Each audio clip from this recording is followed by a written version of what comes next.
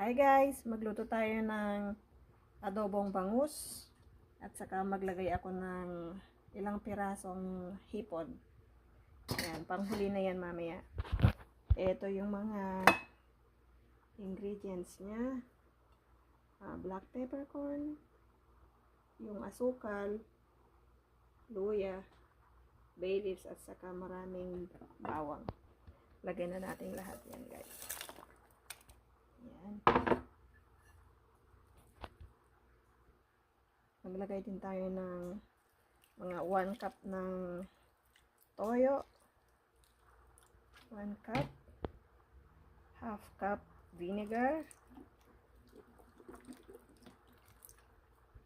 at saka konting patis. Konti lang guys, kasi baka masyadong maalat. At maglagay tayo ng magic sarap. Yan, konti lang guys. Try natin i-mix yung mga ingredients para manuot ang lasa sa isda bago natin iluto.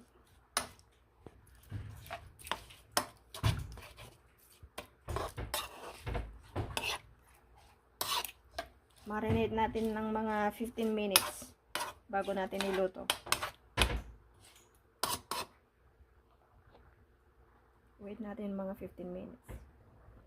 After 15 minutes, pwede na nating iluto. Yan, ganun lang kasimple. Yan, luto na yung bangus guys. Lagyan na natin itong hipon. Madali lang maluto ito, kaya huli ko nang inilagay. Hintayin na lang natin maluto ito. Pwede na natin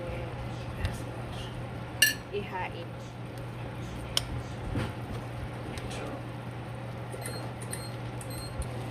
Ayan, luto na guys. Adobong bangus at hipon. Kain na po.